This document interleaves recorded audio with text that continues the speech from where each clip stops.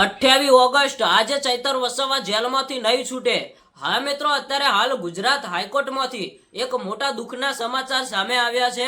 કારણ કે આજે 28 ઓગસ્ટના દિવસે ગુજરાત હાઈકોર્ટની અંદર ચૈતર વસાવાના જામીન અરજીની સુનાવણી હતી। પણ મિત્રો, ગુજરાત હાઈકોર્ટમાંથી એક મોટા સમાચાર મળ્યા છે કે આજે હાઈકોર્ટની અંદર વકીલોની હડતાલના કારણે આજે ચૈતર વસાવાની સુનાવણી નહીં થાય અને ચૈતર વસાવાનો જેલવાસ લંબાયો। ચૈતર વસાવાને રહેવું પડશે જેલમાં। એક મોટા દુઃખના સમાચાર મળ્યા છે।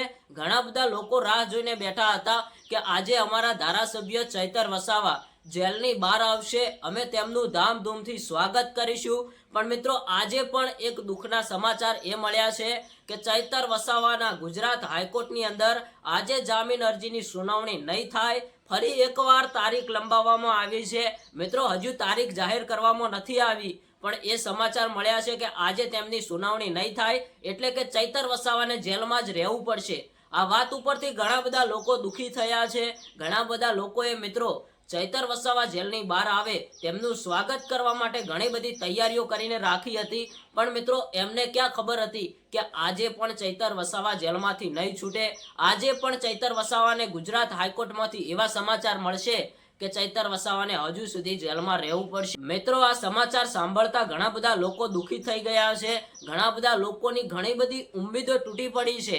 કારણ કે વારંવારની જેમ લોકોને ડર તો હતો, કારણ કે આનાથી પહેલા પણ ચૈતર વસાવાના જામીન 2 થી 3 વખત કોઈના કોઈ કારણોસર રદ થયા છે। એવી જ રીતે મિત્રો, આજે 28 ઓગસ્ટના દિવસે પણ ચૈતર વસાવાના ગુજરાત હાઈકોર્ટમાંથી દુઃખના સમાચાર મળ્યા છે। તો ચૈતર વસાવાને રહેવું પડશે જેલમાં। આ વાત ઉપરથી ઘણા બધા લોકોની એવી કમેન્ટ આવે છે કે આવું કેમ થઈ રહ્યું છે ચૈતર વસાવા સાથે। તો મિત્રો, તમે બતાવો કોમેન્ટમાં કે કેમ ચૈતર વસાવાના વારંવાર જામીન રદ થાય છે કે કોઈને કોઈ કારણોસર ચૈતર વસાવાને જેલમાંથી છોડવામાં નથી આવતા। તો ફરીવાર ચૈતર વસાવાનો જેલવાસ લંબાયો છે। હવે ચૈતર વસાવાને રહેવું પડશે જેલમાં। મિત્રો, બીજા કોઈ ગુજરાત હાઈકોર્ટમાંથી ચૈતર વસાવાના જામીન અરજીના કોઈ તારીખ નોંધવામાં આવશે કે હવે ફરી એકવાર ક્યારે તેમની સુનાવણી થશે? તો મિત્રો, કોઈ તારીખ મળશે તો હું તમને તરત જ બતાવીશ। તો આપણી આ યુટ્યુબ ચેનલને સબસ્ક્રાઇબ કરીને રાખજો, એટલે નવા કોઈ ચૈતર વસાવાના સમાચાર મળે તો હું તરત જ તમને બતાવી શકું।